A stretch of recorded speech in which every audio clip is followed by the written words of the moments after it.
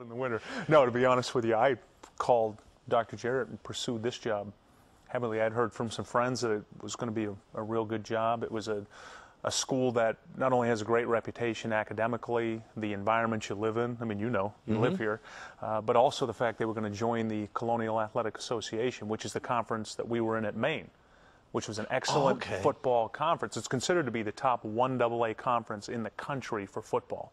There's about 130 schools that play football in 1AA, so this is the cream of the crop. So knowing that Old Dominion was going into this conference, knowing this recruiting area, knowing the school, knowing what they were talking about doing with the program, everything just fit right. So I went after this job hard. They hired George Welsh, Dick Sheridan. I mean, obviously George Welsh, former great coach of Virginia.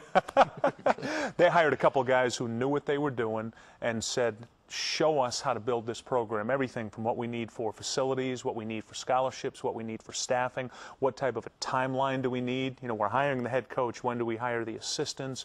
When do we start recruiting? Everything. So they did a tremendous amount of work leading in. What we're looking for are three things. We have three criteria. They've got to be great people, they've got to be very good students, and they've got to be good football. It was made clear to me by President Runta and Dr. Jarrett, we want to build this the right way. We want to bring in the best people, students, and athletes we can and build a quality program that's not just going to be a one-hit wonder, but that's going to continually be successful.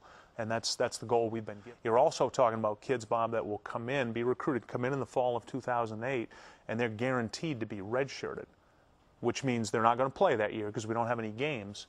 So they now get 5 years of college instead of 4. So we're talking to mom and dad about, look, your young man comes in the fall, our academic plan that we're going to put in place, we want them to graduate in 4 years. We want them to start working on their master's degree in their 5th year. The school that I'm coming from, Bob, we had an academic plan in place, and this past fall semester, I was there last season, so from September to December, we had 31 of our 76 players were Dean's List students. We had another 19 that were within a half a letter grade of Dean's List. So you're talking about a plan where these guys are up at 7 or 7:30 in the morning, they're at breakfast, they check in, they're either in class all day or they're in study hall. They work out in the afternoon between 2 and 6, they have dinner, and then they're in study hall from 7:30 to 9:30.